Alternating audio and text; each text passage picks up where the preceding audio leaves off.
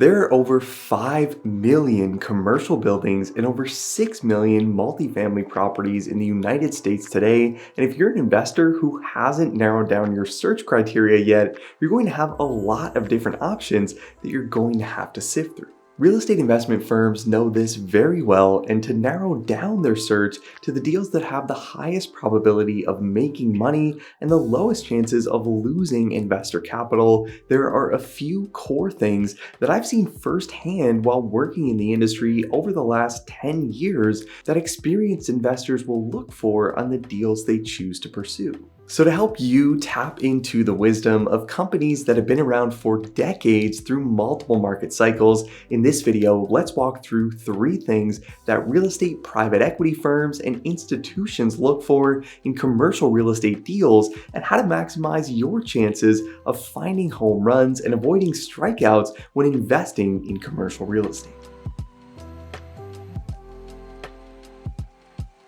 So the first point on this list is fundamental to the basic economics of commercial real estate investing, and this tends to have a huge effect on the profitability of a real estate deal over the long term, and this is that experienced investors look for investment opportunities with high barriers to entry in multiple different ways. The first part of this is pretty straightforward and something we talk about a lot on this channel, and this is the process of focusing most on properties located in geographic markets that are supply constrained, where new construction is either prohibitively costly, difficult to get approved, or difficult to actually execute on due to a lack of available raw land. This is why large private equity firms and institutions tend to be so attracted to core gateway markets like New York and San Francisco, since these cities have such high population densities, are almost completely surrounded by water, and have extremely little, if not non-existent, raw land to develop. And since rents and values in commercial real estate rely directly on the supply and demand dynamics in a market, commercial real estate investors tend to view supply constraints as a major plus on a deal, since demand is very likely to outpace supply over the long term when it's difficult or impossible to build new product. High barriers to entry can also refer to the depth of the buyer pool and the amount of investors that would be able or willing to take down a deal, and as a general rule of thumb, the higher the price tag of the property and the more complex the operations of the property are, the smaller the buyer pool is likely going to be. A $10 million property with very straightforward operations will usually have very high demand from the capital markets, since there's no shortage of companies or even individuals that can raise money to buy a deal of this size and run a property with relatively run-of-the-mill operations, which tends to create a competitive bidding process that can often lead to inflated market pricing. But on the other hand, a $100 million property with more complex operations, whether that's affordable housing restrictions, intricate commercial lease structures, or something like a ground lease encumbering the deal, will generally see a significantly smaller buyer pool, since there are relatively few individuals and investment firms that can both raise equity to buy a $100 million deal and also have the infrastructure and experience necessary to operate the property after acquisition. Generally speaking, the harder it is to buy and operate a deal, the more potential upside there tends to be in both income and value, which is why many experienced investment firms will gravitate towards larger assets and more complex deal structures that are difficult to understand. Now, the next strategy on this list is related to creating value after you've acquired a property, and this is that experienced investors look for deals that have what's referred to in the industry as low-hanging fruit. The best way to describe this in a real estate context is the process of looking for deals with significant potential to increase the property's income and value over time, but with very little execution risk on behalf of the investor. Value-add investing has become an extremely popular term over the last few years, especially in the residential sector, with a vast majority of business plans on multifamily acquisitions involving heavy renovations of the property's common areas and unit interiors with a goal to increase rents by 10, 15, 20% or more. And while this strategy can work well, there are also a lot of things that could go wrong during this process. And if an economic downturn hits and all of a sudden people aren't willing to pay an extra $100 a month for stainless steel appliances, or investors see inflation levels that increase construction costs significantly over pro forma projections, these things can both cut into investor returns and negatively impact a project. But unlike focusing on acquiring properties with a major construction component required to raise rents, there are many ways that investors can increase a property's net operating income with significantly lower execution risk to create value quickly with a very high likelihood that upside will materialize.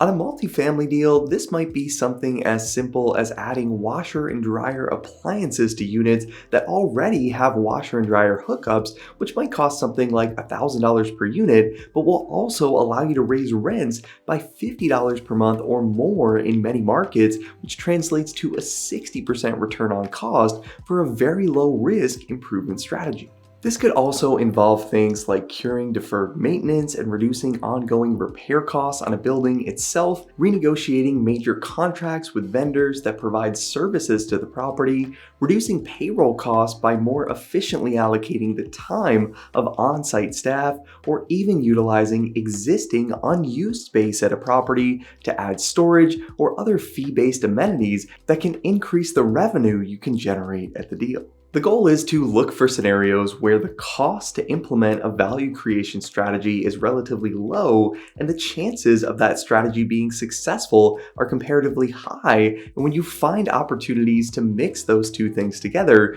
this significantly de-risks an investment and increases the potential upside on a commercial real estate deal. Now finally, the third point on this list is different from the first two strategies I mentioned in that this is focused on playing defense rather than playing offense, and experienced investors look for deals with sufficient downside protection in the case that market conditions change. Early on in my career, I worked for a guy who would always look for deals where our downside was our upside, essentially meaning that even if things didn't go exactly as planned, there was an opportunity to create value in a worst case scenario. One of the most common examples of this for commercial real estate investors is the process of looking for properties to acquire that have in-place leases with significantly below market rents and very little lease term remaining, and looking for discounts related to the uncertainty around whether or not that tenant will vacate at the end of their lease term. For seasoned investors that have built strong relationships with brokers and active tenants in the market,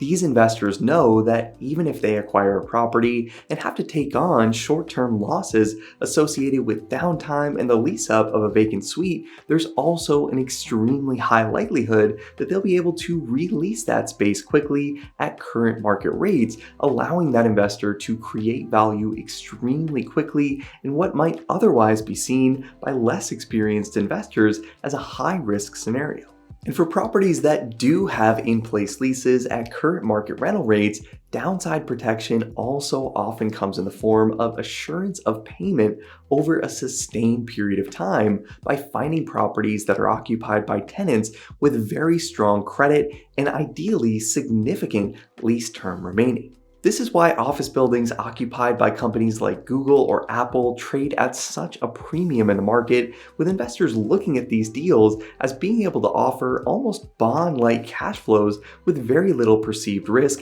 and a very high level of certainty that they'll be paid on time and in full every single month. Even less shiny deals without brand name corporate tenants can also have downside protection through investing in properties on long-term government-backed leases or even residential properties where the landlord receives direct payments from the city or the county when providing affordable housing. Ultimately, the more assurance an investor can have that they'll continue to generate revenue as expected, or that the rents they expect to generate when they acquire the property are significantly below market rates, the more downside protection tends to exist and the higher the likelihood of a profitable exit. Now, obviously, this isn't an all-inclusive list of what makes a great deal, but these are three of the most common patterns I've seen over the last decade of both working for institutional firms and investing alongside these companies as far as how senior leaders within these organizations